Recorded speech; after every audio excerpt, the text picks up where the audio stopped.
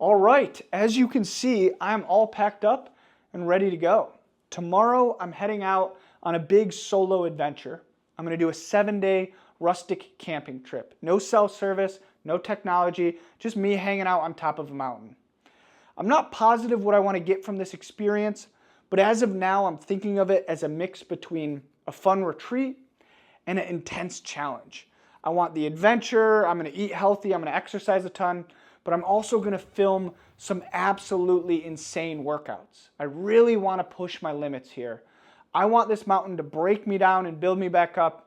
I'm gonna embrace the challenge of this trip. And lastly, I'm gonna start my journey into mindfulness and meditation. So whatever that practice and process looks like, I'm really excited. I'm hoping to see some progress with that, even though it is only a week long. I'm gonna be pretty intense over the next 7 days. So yeah, it's gonna be an adventure. I'll see you on my drive up there. Let's do this. This is gonna be awesome. Woo!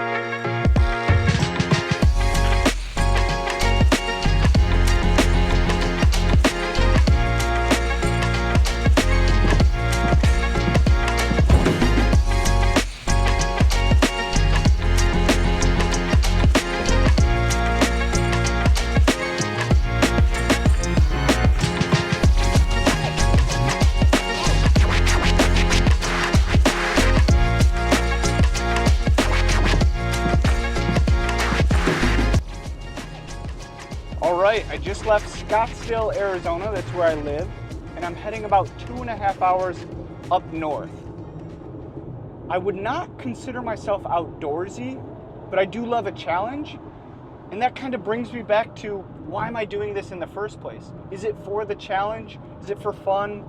Is it for content and reflection?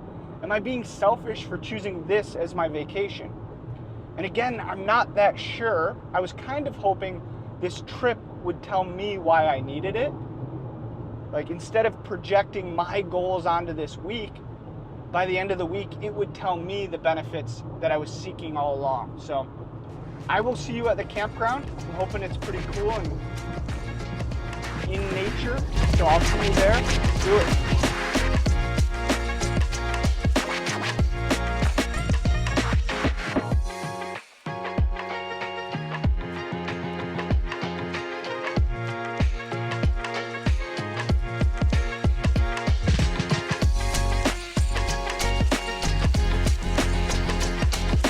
Okay, the tent's all set up.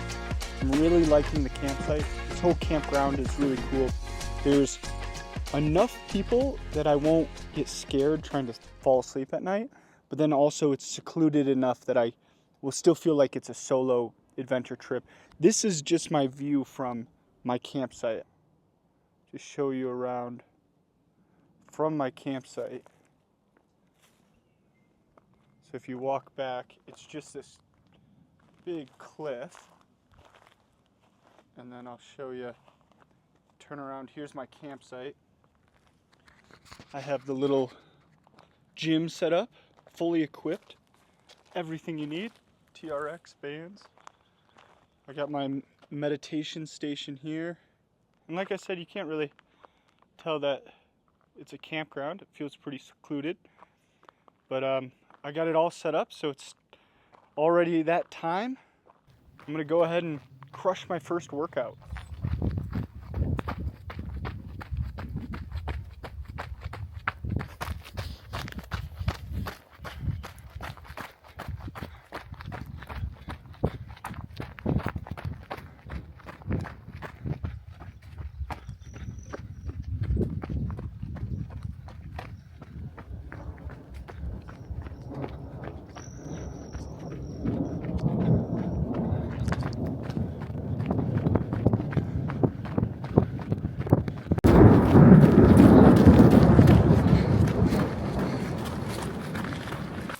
Before ever getting here, I looked up my campground on a map and I could see I was about a mile away, a straight line to this reservoir. And since there's no, oh my God, it's hailing now. Holy cow. And since there's no electricity or water, I was like, oh, I'm just gonna walk to the reservoir and swim each night as my shower. Well, I didn't realize there's an 800-foot elevation change between me, my campsite, and the reservoir. So really this was 3 miles of switchbacks, and now it's time to run back up.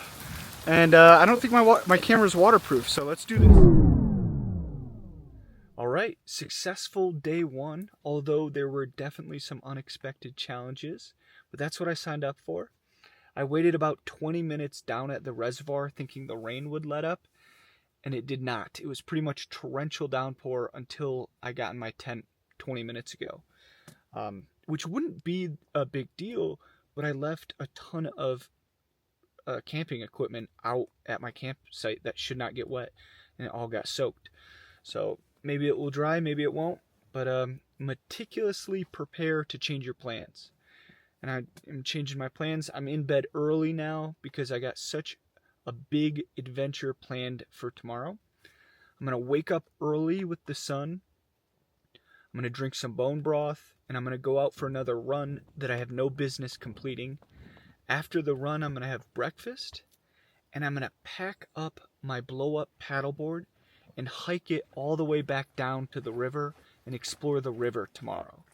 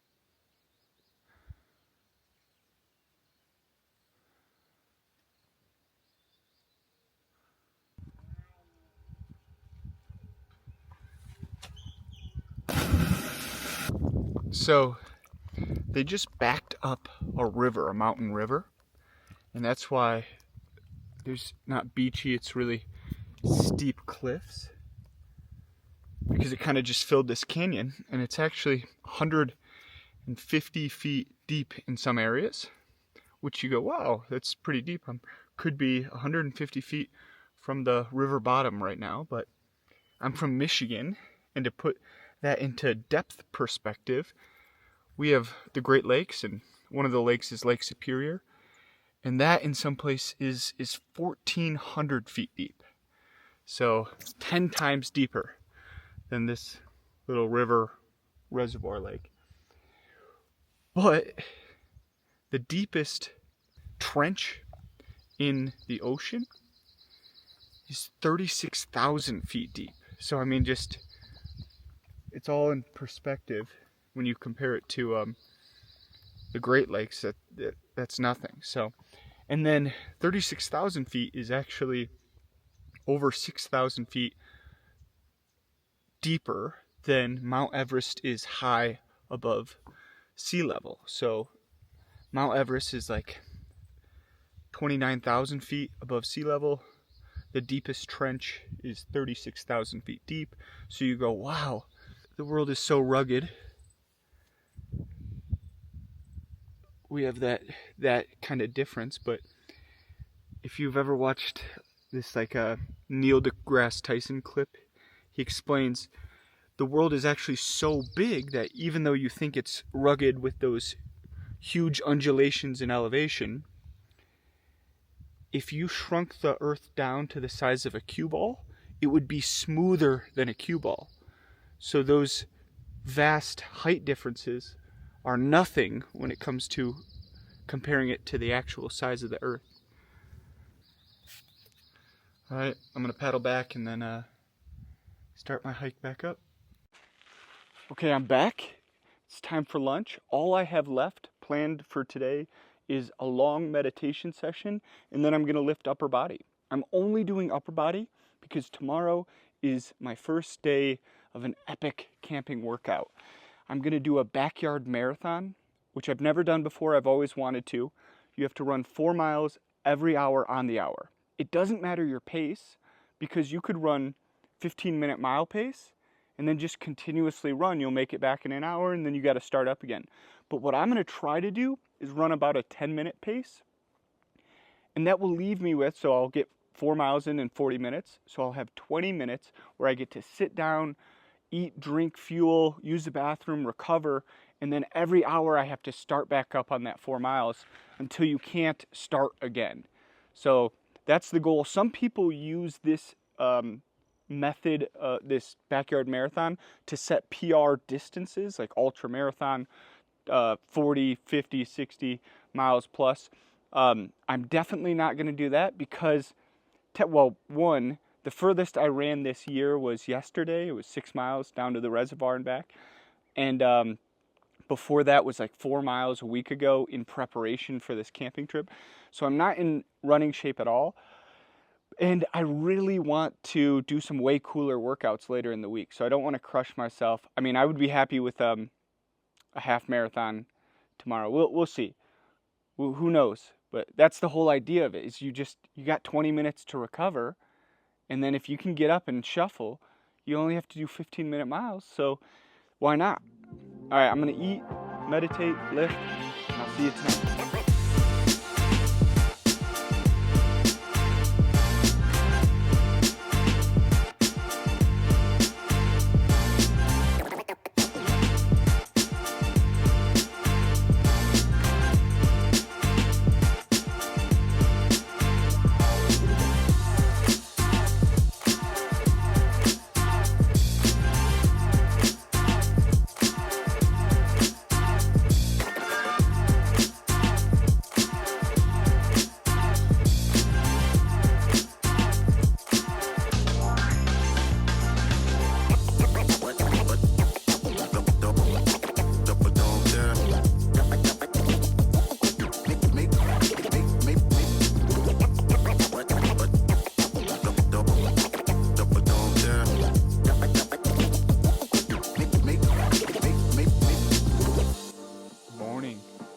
Race day.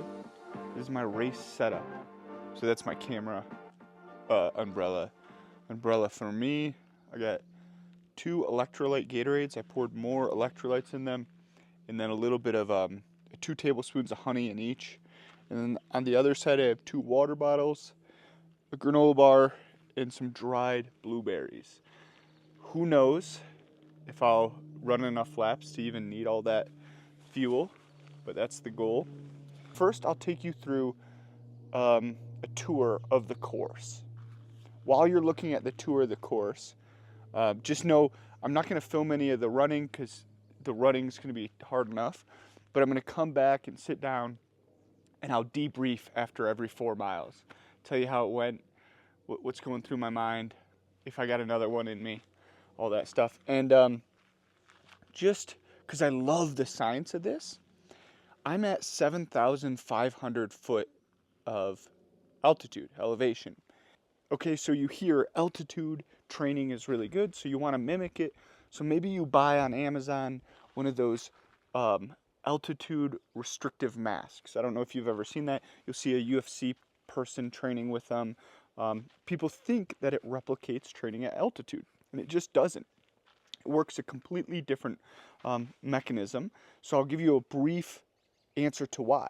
When you train at altitude, you're actually breathing in the exact same amount of air. Whether you're on a mountain or at sea level, let's say you breathe in a liter of air with every breath. But when you're on the mountain, there's way less concentration of O2 molecules in that same volume of air. And your body uses passive diffusion to take oxygen from the air to your muscles. It passively diffuses from high concentration to low concentration through the lungs, through the bloodstream, and into your muscles. So if you're already starting out with a lower concentration of O2 on top of a mountain, then by the time it hits your muscles, it's even less oxygen, and that causes a hypoxic environment. Not enough oxygen for those organs to function perfectly. And your body responds to not enough oxygen. And one of the major things it does a ton of things, but tries to increase the red blood cell concentration. So that's why people try to, before a race, train at altitude if they're gonna have a game at altitude, because it takes a little while to acclimate and your body's gonna ramp up that red blood cell concentration. And that's important. Red blood cell allows more oxygen to diffuse from the air into your lungs, into your bloodstream, deliver it to your muscles.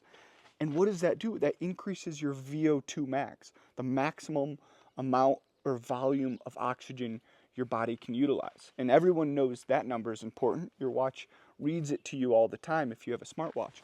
So very important, and altitude training works through that mechanism, whereas those restrictive training masks, those work completely different. It's like breathing through straws. Just imagine you have like 5 straws in your mouth, and it's just restrictive. And it's intense. It's really hardcore. Your heart rate's going to go through the roof. Your body's going to feel like it's shutting down.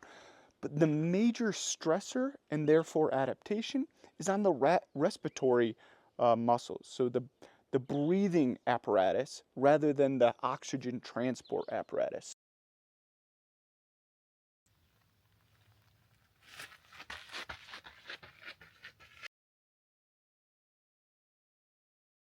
Okay, 1 lap down, 4 miles in the bank.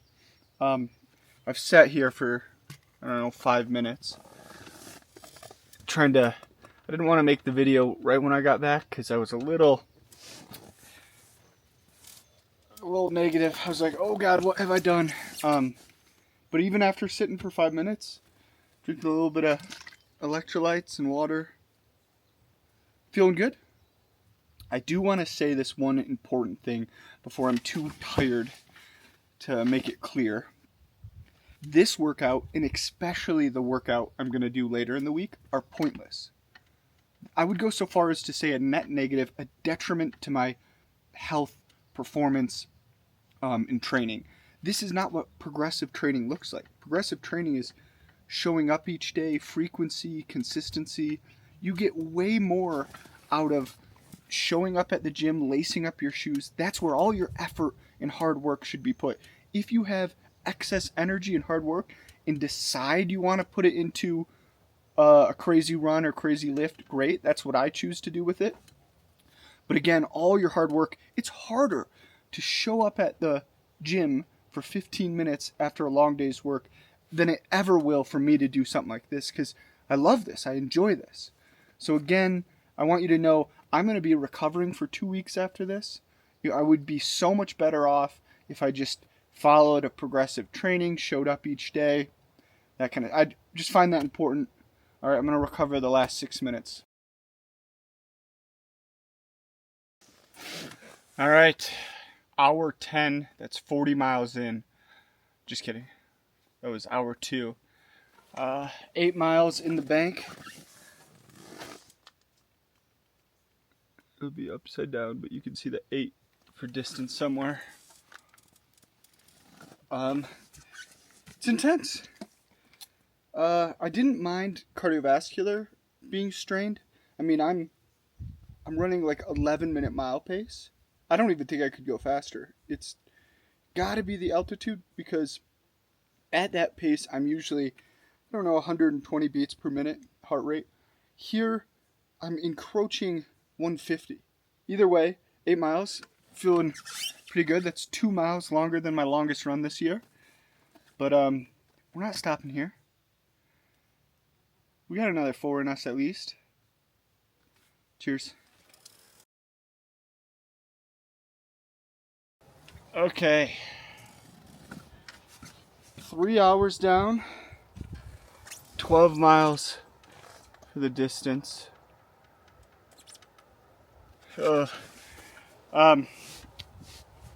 This is just good information for anyone who's going to run a marathon or half marathon. You're going to feel bad at some point in the race. You're going to feel good at some point in the race. You might feel bad again, then good again. But just understand that, like, it will pass. For some reason, that was the first 3 miles of that were the best 3 miles I've ran this whole time of any of the laps. The last mile of that, my stomach is going nuts, and I'm starting to cramp up a little bit. But But other than that, the first three, I felt light, I felt good. It felt like, I was like, oh, I'm going to just keep going. And now, I'm like, whenever I finish, I'm done. I'm like, there's no way I'm doing another lap. But this 10-minute recovery, maybe 15 minutes, unbelievable. So I'm going to give myself this last 9 minutes recovery, then I'm going to decide. But I think we all know what I decided. I'm doing another one. There's a saying, what would you be proud to fail at just because you had the courage to attempt it in the first place? And this next lap is that for me. So I don't care if I can't make it. I'll just be happy that I tried. There we go. 4 hours, 16 miles down. Oh, and I feel like I'm just warming up. Ooh, that was a great 4-mile lap. Awesome. This is where that cut of Leonardo DiCaprio going, here it is. And then it cuts to me tomorrow just crawling across the ground because I'm so sore. Don't need nobody. Whoop, whoop. Here I come. Oh, here I come. Oh. But really, I'm happy where I'm at. 16 was a lot. It's pushing it. I really can feel my legs. I don't think I'm going to be functioning much tomorrow. But I made a promise that I wouldn't stop the rounds at the seat. Like, I at least got to go out there, and if I don't come back in the hour, that's fine. Because it's just too easy for me to go. I'm not getting up. But if I'm up and at least walking for my hour, then I can decide if I want to quit or not. But as of now, I'm not done yet. So I'll see you maybe. There we go. That's 20 miles. I told myself I couldn't finish on a rest 4, so I'm going to go out and just do 1 more mile to keep that promise to myself. So I'm going to finish at 21 miles. Let's do it. We did it. 21 miles. Felt great. A great marathon time, like which is 26 miles, so 5 miles further than this, is like 2 hours. Would be like the fastest marathon time, and then I'll post the furthest distance ever ran in a backyard marathon. And in both those scenarios, the fast marathon runner or the ultra distance runner, they didn't get there by doing what I just did, taking months off of running training and then just seeing how hard and how far they could go. They got there like everyone else gets there, with consistency and then slowly, incrementally increasing load and intensity over time. So that's the recipe for success, whether you're training for performance, health, aesthetics. It's consistency, showing up. And I just wanted to say that again before I go into how great I'm feeling after something like this, because I really do. I'm grateful. It takes a little bit, but you get out of that running mode, you take a couple deep breaths, and it's almost euphoric. You really enjoy the rest of the day, even the leg soreness the next day. It's something you learn to appreciate, and yeah, I'm grateful that my body would take me that far. I'm grateful for the beautiful sunny day in nature, and my brain's kind of not working well, but yeah, I had to throw a shirt on the last couple miles because I started to burn. I couldn't have my shoulders burn because I have to wear a weighted vest to do the Murph in a couple days. And that might be a spoiler, but either way, I will see you tomorrow. Good morning. I actually feel pretty good. I mean, stiff and sore, but no injuries. So maybe I should have gone a little further. Just kidding. I think my parents would have been disappointed if they watched me run any further. So I'm happy where I stopped. I feel good. I'm so excited for the Murph tomorrow that I'm glad I saved some energy and some legs for that. And I'm pumped for it for one main reason, and it's the contrast compared to the backyard marathon. That was kind of hard to mentally push yourself because it's like you don't get rewarded for speed, you don't have a finish line. It's just kind of run until you're like, okay, I'm not going to be able to walk tomorrow. I don't know. Versus the Murph is the whole time you're wearing a 20-pound weighted vest and you run a mile, do 100 pull-ups, 200 push-ups, 300 squats, and you run another mile as fast as you can.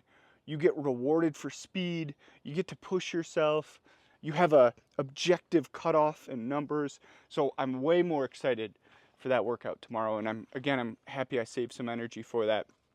Today, I'm taking it easy. I'm gonna go for a light hike, borderline just a nature walk.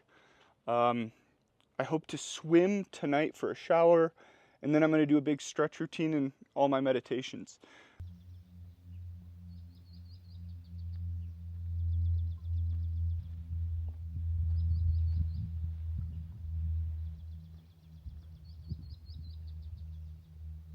A lot of the trails I've been hiking and running on are part of the Arizona Trail. Conveniently enough, it runs right past my campsite, and it's kind of a famous backpacking trail because it goes from Mexico to Utah. It's over 820 miles long. I did some quick math, and I figured I could complete that in about 40 days. That means I'd have to average 20 miles a day, 40 days in a row. What if I told you someone did it in 20 days? So they went 40 miles a day for 20 days in a row, Mexico to Utah. You'd be like, okay, possibly. Humans are crazy. I believe it. Whatever. What if I told you the actual world record, some guy named Joe did it in 13 days, averaging over 60 miles a day, Mexico to Utah, Arizona Trail. So there's a bunch of big deer tracks and scat. Yeah, some type of big hoof tracks. But over here is what I find really interesting.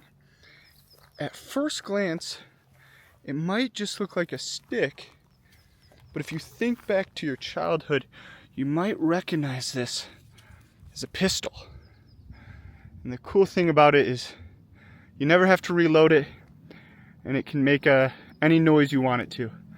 If we're lucky and we keep our eyes out, we might just come across a lightsaber.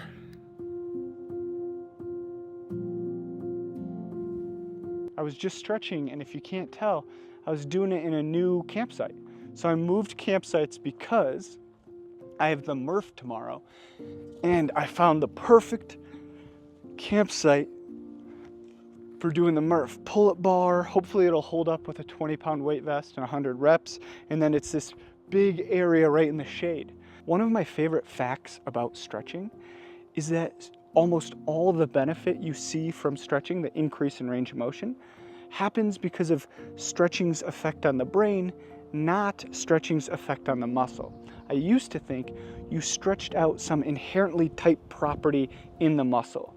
Like if you stretch your hamstring, it was like stretching out a t-shirt that was too small and the fibers loosened up. Whether it was connective tissue or increased pliability, whatever it was, I thought the structure was changing in the muscle itself. It doesn't.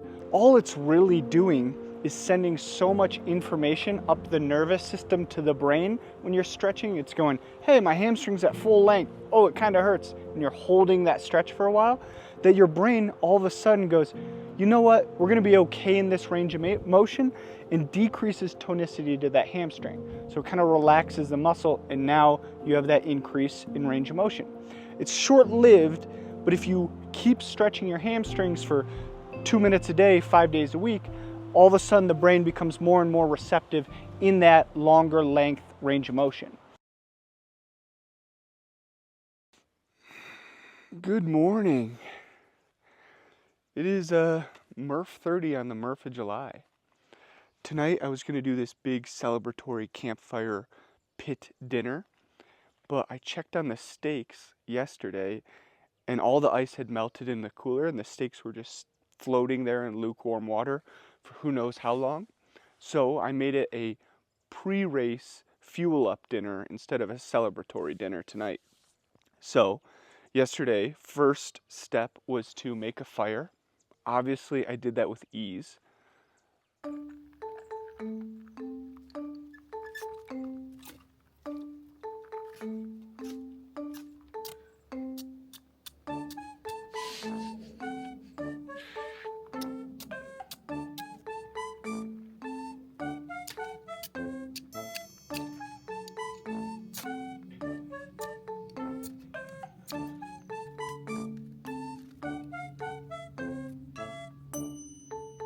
Did it in one try.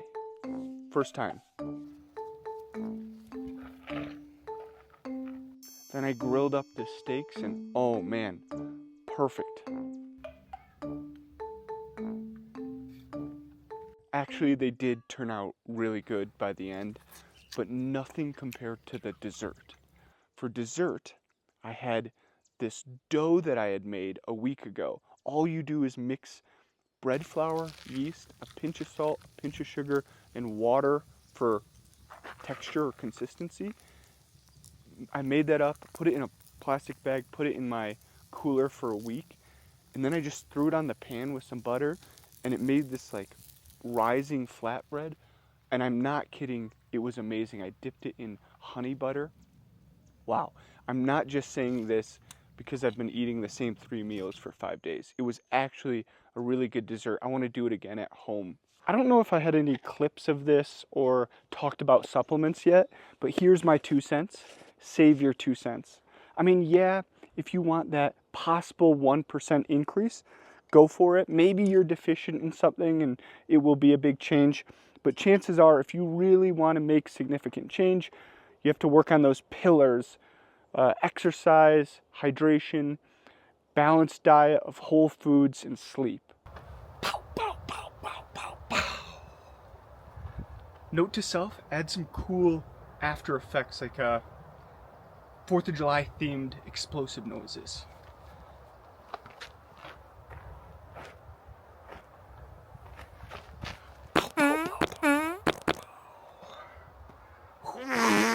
I am going to run a mile, then I'm going to do 20 rounds of 5 pull-ups, 10 push-ups, and 15 squats. Then I'm going to run another mile as fast as I can for time. I'm hoping for under an hour. The start line's over there, so without further ado, I'm going to go start, and I'll meet you back here after my first mile.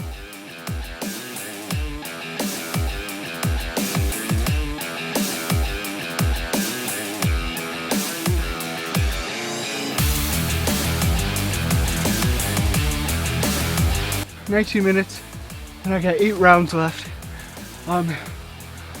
Right on pace to be under an hour. I got to just keep this, which is the hard part."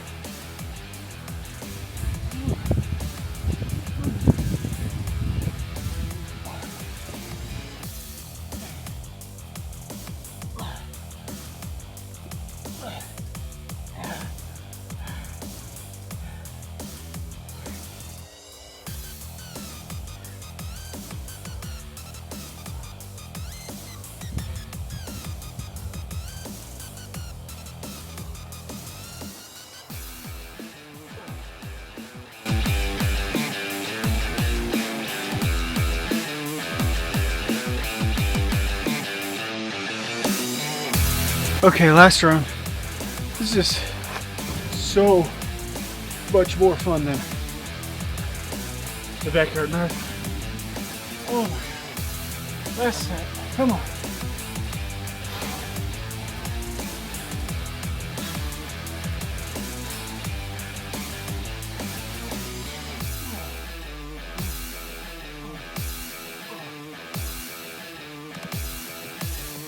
All right, all finished up. First mile was 9 minutes flat. The circuit took me 36:34, and then that mile I just did in 11:58. There's no way I can do that math. I'll total it on the screen.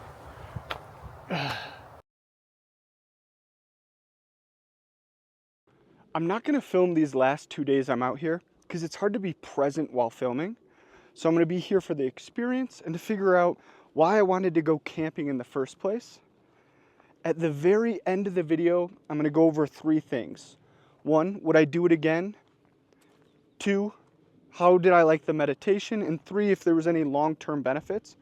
But I want to wait a day or 2 after I get home so I really have time to reflect and give myself time to make a good answer to what was the purpose of this camping trip? What did I want to get out of it? Originally, I knew I wanted to film this for content, that maybe someone would watch it and then click on my free workout programs. But then about day 2, I started to realize this video was getting way too long. No one was going to watch it. So I started making the video for other reasons. I started making the video for myself and my friends and family, the only people who would even make it this far.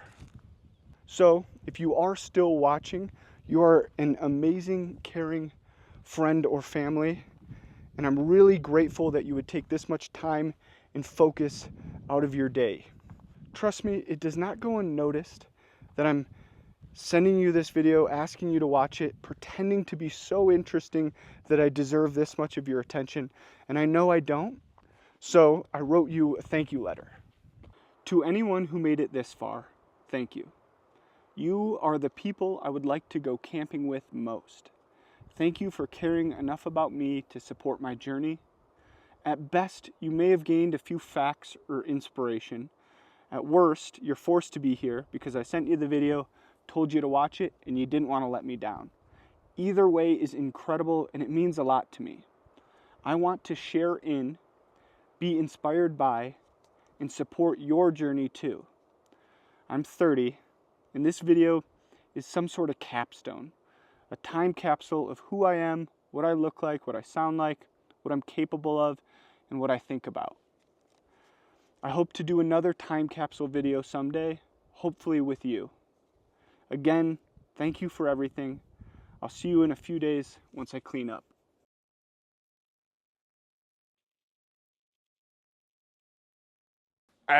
Boo. That's how this ends? No treasure map?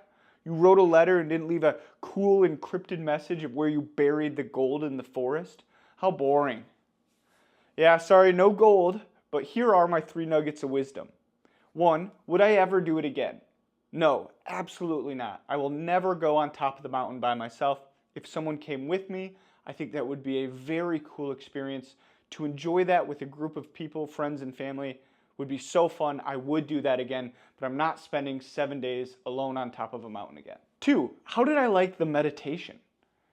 This was probably the biggest disappointment of the trip. Mostly because I had really high expectations and I spent a ton of time and effort working on mindfulness. Before I went on the trip, I took an introductory course so I could practice alone on the mountain, and then I just spent absurd amount of time each night working on the mindfulness practice, and any benefit I saw was subtle at best. I will share one takeaway that I appreciated from the mindfulness meditation practice. And I'm not even articulate enough to explain what I was expecting to get, what people promise you to understand. And either way, there was no transcendence, there was no awakening, there was no powerful shift of past me, present me. There absolutely nothing like that, but there was, like I said, this takeaway that I really appreciated, and that was all thoughts are equal, whether it's, ooh, I'm kind of cold and I want to put on a jacket, or some bad thought, embarrassing thing you said or did in high school. Those are just thoughts. Thoughts are going to arise constantly, your whole waking day in life, nonstop. Mindfulness isn't about blocking thoughts or controlling them. It's being mindful of them and understanding that those 2 thoughts are completely equal. One holds no weight more than the other or deserves more or less attention. Again, they just arise in the same place and disappear in the same place like all thoughts do. Whether it's you ruminating on how cruel someone could possibly be to you, or wait a second, I can think about the sensations of breathing. They're just thoughts. And there is something powerful in understanding the equalness to what feels like wildly different thoughts, and they're just not. Number 3, any long-term benefits from my 7-day mountain experience? Absolutely, totally. Even till right now, coffee tastes better, my shower's warmer, my bed's softer, my phone's brighter. Everything in life is just more convenient, and I want to hold on to this feeling as long as possible. I know I'm going to start taking it for granted. I'm going to be less grateful, but it's a huge lesson to learn that we have an amazing life. I have amazing things all around me. I need to be more grateful for it, and staying for as long as I can consciously aware of what I do have is a major takeaway from this. Okay, last thing, the answer I and everyone is waiting for. What was the purpose of the camping trip? The short answer is there was no purpose. There's not supposed to be a purpose. It's a camping trip. And wow, did that take me so long to figure out. Here's a table to really follow my thought process here and kind of why it took me so long to figure out this answer. This table has 3 rows. Each row is a different state. No matter what you're doing at any moment in time, you can take that thing you're doing and put it into one of these 3 categories. Put it into state 1, 2, or 3. State 1 is being productive. So anything you're doing to achieve a goal or check a box, things like exercise, work, driving, cooking, cleaning, those are productive activities, would go in state 1. State 2 is thinking about being productive. And a key characteristic here is you're not actually being productive. So if you were doing things like a to-do list or planning, that would actually be productive and should go in category 1. But things like stressing and ruminating and thinking about the things you have to do without achieving anything, that's category 2 and should be eliminated or minimized as much as possible. If you're going to think about work, then just go work and be productive. But if you're having dinner with people you only see a few times a year, then stop thinking about being productive, leave that behind, and be present. This is something I need to work on especially. And then lastly, category 3 is leisure time. This could be healthy or unhealthy, scrolling on Instagram, Netflix, golf, walking with friends, drinking, smoking, anything you do that has nothing to do with trying to be productive is leisure time. And all of these categories can be different for different people. I'll give you an example. A lot of people go hiking as their leisure time activity. It might also be exercise, but the reason they're doing it is almost more so as a turn off the brain and remove themselves because they're out in nature. It's a leisure time activity. I really struggle with this. Every time I go hiking, I'm so destination oriented, goal oriented. I want to go on the biggest hike.